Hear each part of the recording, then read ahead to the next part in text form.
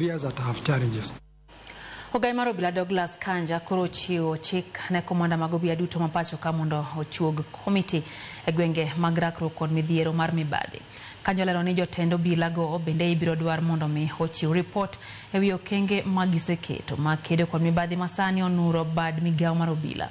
Magi olero e romo mano obedo godo gi obila go e kar tiegruok mar telo mar Ngong, kama bende no osiemo wang' jodito mag obila ni gibiro ting'o msalaba margi giwegi kaluwore kod ketho mag mibadhi. The responsibilities of those corruption prevention committee shall be to develop, implement, review and monitor corruption prevention framework within that area. You will need to come out with a SWOT analysis so that you are able to identify and flag out key areas which needs your input in ensuring that you mitigate against the elements of corruption that will become prone.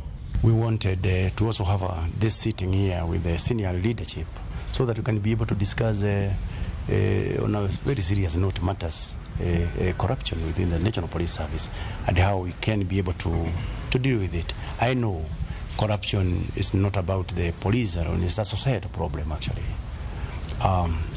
However, as an organization, we must address it from where